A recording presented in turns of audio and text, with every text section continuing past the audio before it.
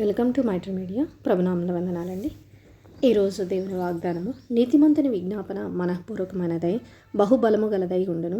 యాకోబు 5వ అధ్యాయము 16వ వచనమండి. అవునండి, మరి దేవుని వాక్కు సెలవిస్తుంది, నీతిమంతుడు చేసే విజ్ఞాపన మరి ఎలా ఉంటుంది అంటే అది మనఃపూర్వకంగా ఉండి బహుబలముగా ఉంటుందంటండి.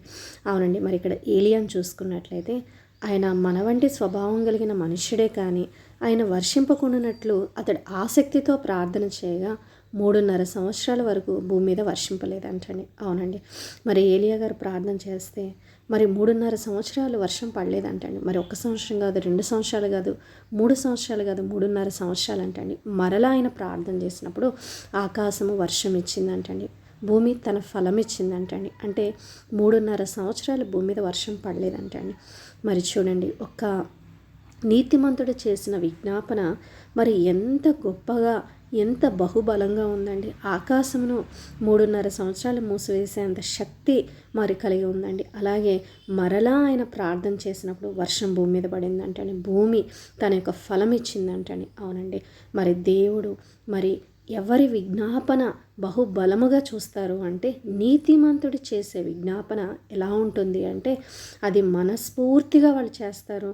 అలాగే మరి వాళ్ళు చేసే ప్రార్థన, వాళ్ళు చేసే విజ్ఞాపన ఎలాగుంటుంది అంటే బహుబలముగా, అంటే గొప్ప ప్రార్థన జవాబులు తీసుకొచ్చేదిగా మరి ఆ విజ్ఞాపన అనేది ఉంటుందండి. కాబట్టి మరి దేవుడు మరి నీతిమంతుడు చేసే మరి విజ్ఞాపన మీద ఆయన మనస్సు ఉంచుతారండి. కాబట్టి ఆయన యొక్క మరి ప్రభు యొక్క కన్నుల ముందు మనం ఎలాగ ఉండాలి అంటే నీతిమంతులుగా ఉండాలండి. మన ఇష్టానుసారంగా మనం ప్రవర్తించి మనం చేసే ప్రార్థనలు, విజ్ఞాపనలు ఆయనకి ఇష్టపూర్వకంగా ఉండవండి. మనం నీతిమంతులుగా ఉండి మనం చేసే విజ్ఞాపన ఎలా ఉంటుంది అంటే దేవుడు దాన్ని బహుబలముగా చూస్తారండి.